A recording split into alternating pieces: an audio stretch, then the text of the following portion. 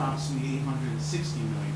So that's a $30 million swing if the proposal was to, let's say, go back to last year's budget. So my concern is, hopefully it never happens, but but address it in the charter that the city, if the city council doesn't adopt the budget by July 15th, that the mayor's budget becomes effective. Doesn't the city council get reprimanded if they don't adopt a budget by Albany or no? Not reprimanded, but get a warning, don't they? Yes, they do get a warning that they're supposed to act by 45 days after the charter date, which happens to be the July 1st. June 1st, July 15th. That's basically why I looked at that date. Does not, so that was another reason why I picked the July 15th date, that if, they can be reprimanded and yelled at by the state and still does not do it. Okay, that's why I picked that date.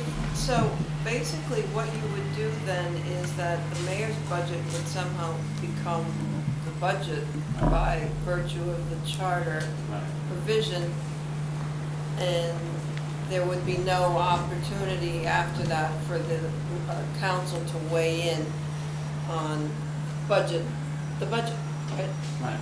So they would have lost their opportunity. So can't the council do budget modifications? Under the Local Finance and Budget Act, we can do modification, but that's basically transferring appropriations from one place to another. But all of those items must be by the charter initiated by the mayor. Okay. So the process would be then they have their window, they miss their window, the mayor's budget becomes the budget, and the city council does not have an opportunity to make a change because the mayor has to initiate the change. So if he or she liked what they submitted the first time, they're not making a suggested change per se, and they would say it. Okay. Other questions? Has this happened in any other municipalities that you're aware of where they, I've heard that this is a procedure, but I don't know that if it ever. It has happened in other municipalities. It has happened in Yonkers. Some of the changes, I can't speak to the specifics because it does go back a few years, but my recollection is that when Mayor Zaleski was in office, there were times when those political battles, one of the weapons that was wielded was the budget. There were also times when there were assertions made that it was impossible to adopt a budget because Albany had not adopted their budget, and so therefore the city did not know what revenues it was getting. Now, whether that's true or not in any given year, I'm sure is up for debate, but at least I had heard, and I'm not intimately involved in the budget, but these are things that I had heard over the years. So it does happen sometimes, Aileen. We could, as part of the process here, investigate how other charters handle this particular problem. And I just want to be clear, I think, Jim, what you're talking about is not that the city council has acted in a manner that the mayor disagrees with. The mayor can always veto whatever the city council. This is if the city council refuses to act. No, well, how does the veto play into this process? Because the mayor does have the right to veto, and so therefore there has not been a budget passed. Or are we defining that as long as they put forth a budget? Right. If they act by passing the budget, and the mayor will veto it, it would still go back to the city council to act. But they and that would go on forever as... Right, but they did initially act on the budget. Okay, so you're saying as long as they put forth a budget out of city council, one of three, they put forth the budget, the city council hasn't given up your proposal. I mean, we'd have to word it to make sure that works. But your proposal is not saying the mayor vetoes the budget, and so therefore one hasn't officially passed. And so if they don't get one done and override the veto, his budget goes, he or she, his or her budget goes. Okay.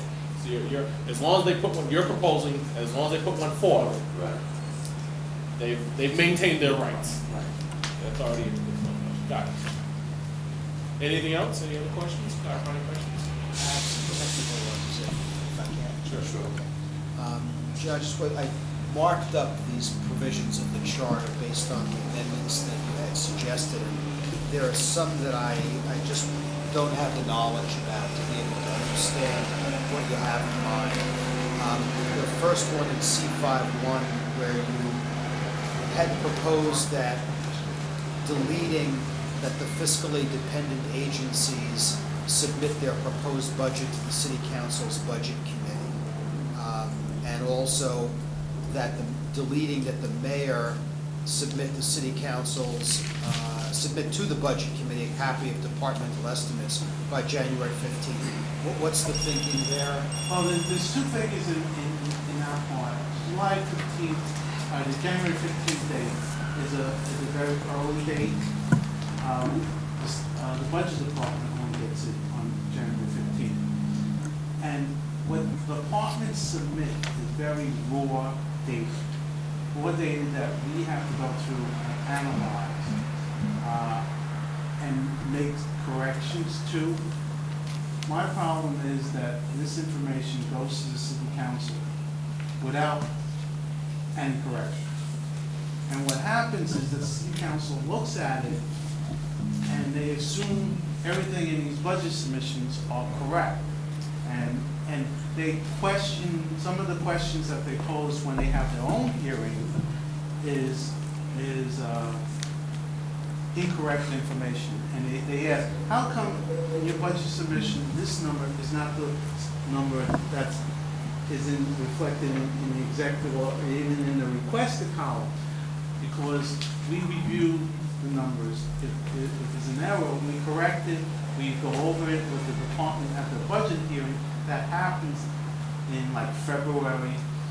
So, people are looking at basically two sets of documents, and sometimes the council gets bogged down in the raw data. So the people, again, are not, who may not be familiar with what we just talked about, you're not advocating that nothing gets submitted. You're advocating that this first rough draft of January 15th is eliminated. Right. And we move more to the March 1st deadline, which would give you That would be fine. And also what happens is now, in current practice, is that the City Council do have budget analysts from an accounting firm to come in to review the budget. And we talk to these budget analysts and inform them of the changes, but the raw data is still raw data. So again, the impact of what you're suggesting is that the City Council is not getting anything until April 15th. Right. Yes. That's basically. And your personal opinion on how the City Council will react to now not getting any information formally until April 15th versus they're getting something informally and a draft basis on January 15th now? Well, I can't speak for the City Council, but most of them really, don't look at it until. I can't. Okay. Got it. And the fiscally dependent agencies, is your thought similar as to why? Well, that one is less. That basically the budget for the Board of Education and the library, because those are basically the only two like fiscally dependent things of the city.